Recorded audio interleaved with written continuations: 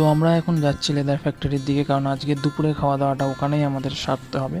তো আমরা চাঙ্গু পাঙ্গু মিলে সব চলে এসেছি। আর এই দেখো লেদার ফ্যাক্টরির ঠাকুরটা ঠিক দেখতে এরকম, তোমরাও দেখো কেমন হয়েছে, কত সুন্দর হয়েছে।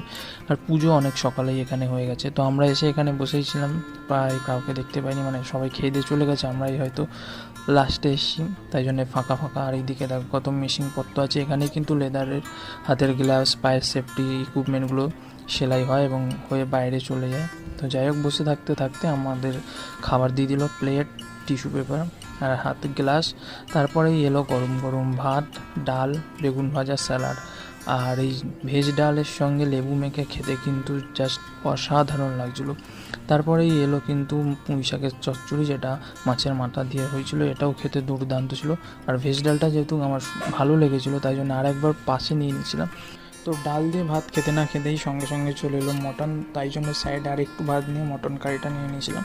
আর দেখতেই পাচ্ছ মটনটা কিন্তু বেশ লোভনীয়, আর খেতেও কিন্তু দুর্দান্ত হয়েছিল, মানে এক কথায় অসাধারণ। তো প্রথম পাতের মটনটা শেষ করার পর আর একবার মটন আর কিছুটা ভাত নিয়ে ভালোভাবে মাখে মটনটা খেলাম। আর শেষ পাতে চাটনি, পাঁপড়, রসগোল্লা ছিল, যদিও আমি চাটনি আর রসগোল্লা নিইনি, পাঁপড়টা নিয়েই খাওয়া ইতি করলাম। ভিডিও ভালো লাগলে লাইক কমেন্ট করো।